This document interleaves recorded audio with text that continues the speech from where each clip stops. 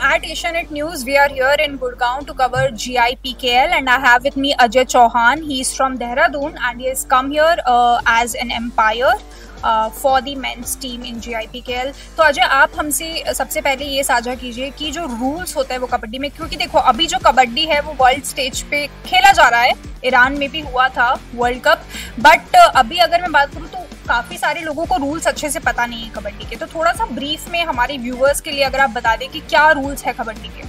किसी भी गेम के लिए रूल्स तो बहुत इंपॉर्टेंट हैं। जैसे कबड्डी में अलग अलग टाइप के बीच कबड्डी होगी, सर्कल स्टाइल कबड्डी होगी, नेशनल कबड्डी होगी।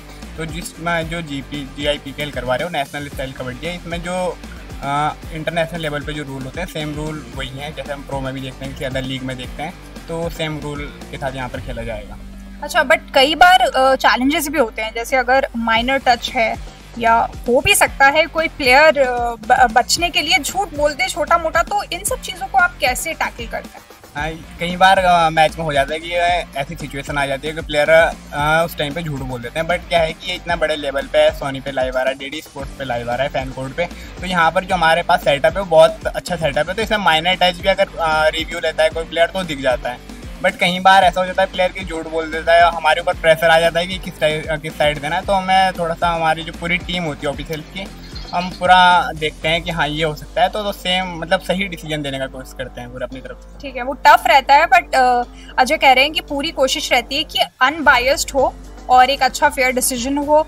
अजय, एक बात बताइए, ओलंपिक्स में भी जुड़ने की बात हो रही है कि हम पूरी कोशिश कर रहे हैं इंडिया में कि काफ़ी सारी कंट्रीज जुड़े हैं और एट द एंड हम एलिजिबिलिटी मीट करें और ओलंपिक्स में जुड़ें। अगर हम जुड़ते हैं तो एम्पायर के लिए भी एक अच्छी जो है एलिवेशन होगा उनके लिए भी, तो कैसे आप देखते हैं? जो अभी जो एम रखा गया है कि 36 में जो ओलंपिक होगा वो इंडिया में होगा, ऐसा मतलब हमारे प्रधानमंत्री मोदी जी ने भी कहा है। और हमारा जो GIPKL का विज़न है या कबड्डी का जो विज़न है ये है कि हाँ ओलंपिक में कबड्डी होनी चाहिए।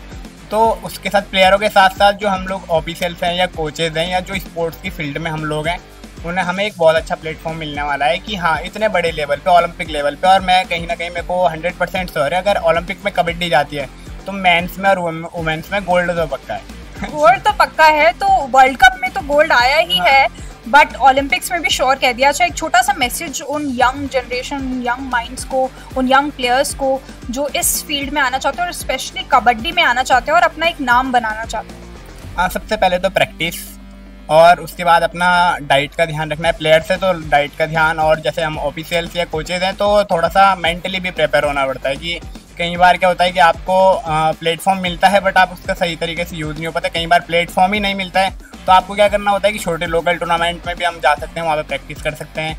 जहाँ पे भी आपको प्लेटफॉर्म मिल रहा है तो आप कोशिश करें कि वहाँ पे अपना 100% दें, तो कहीं ना कहीं आपका टैलेंट है, अगर आपके अंदर कोई भी टैलेंट है तो लोग देखेंगे। यहाँ पर सोनी TV हमें दिखाएगा और प्लेयर्स के साथ साथ हम लोग भी हाईलाइट होंगे, कोचेज हाईलाइट होंगे। तो कहीं ना कहीं इन फ्यूचर में जैसा आपने कहा ओलंपिक में या नेशनल स्टाइल में या गवर्नमेंट में किसी भी तरीके पे हमें कहीं ना कहीं उसका बेनिफिट मिलेगा। Okay, so the message from Ajay Chauhan, the umpire of GIPKL, is clear that player needs to be very determined, irrespective of the fact कि प्लेटफॉर्म बड़ा है या छोटा है। So thank you so much Ajay, हमसे बात करने के लिए।